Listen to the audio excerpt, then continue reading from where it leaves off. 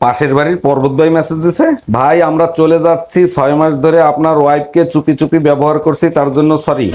আমার সাথে বেইমানি? পর্বত ভাই মিথ্যা কথা বলতেছে, আমার সাথে কোনো সম্পর্ক নাই। 1 মিনিট। হ্যালো। অরুণ ভাই, মেসেজে ওয়াইফাই এর জায়গায় ওয়াইপ লিখে ফেলাইছি, তার জন্য সরি। Bye bye, tata. এই তুমি কার সাথে রাত কাটায় আসলা? কোথায় গেছিলা সত্যি করে বলো। তোর মার সাথে গেছিলাম, সারা রাত বসে রামায়ণ শুনছি। ও আচ্ছা, তার রামায়ণ শুনে তুমি কি শিক্ষা লাভ করলা? আরে রাখো তোমার শিক্ষা, আমি তো এখন পর্যন্ত বুঝতেই পারলাম না সীতা কার বাপ। দেখো, তোমাকে ছাড়া আমি বাঁচবো না, তোমাকে আমি বিয়ে করতে চাই। তুমি হিন্দু, আমি মুসলমান, আমাদের সম্পর্ক কেউ মেনে নিবে না। আচ্ছা যাও, তোমার জন্য আমি আজ থেকে ইসলাম কবুল করলাম। আর একটা কাজ করতে হবে, মুসলমানই দিতে হবে।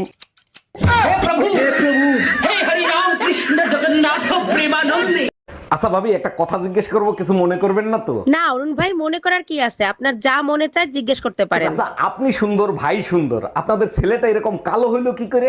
আর বইলেন না ভাই, আমাদের হানিমুনটা আফ্রিকায় হয়েছে তো তাই।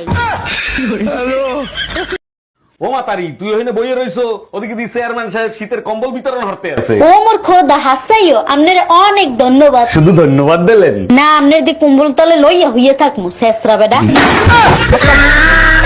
সত্যি করে বলেন তো, আপনি কি ডাক্তার নাকি হাতুড়ে ডাক্তার? আরে অরুণ সাহেব, এত রাগ করছেন কেন? কি হয়েছে আমারে খুলে বলেন। পোকায় খাইছে উপরের দাঁত, আপনি নিচের দাঁত তুলে ফেলাইছেন কেন? পোকায় নিচের দাঁতে দাঁড়ায় উপরের দাঁত খাচ্ছিল, এখন আর দাঁড়াতেও পারবে না, খাইতেও পারবে না।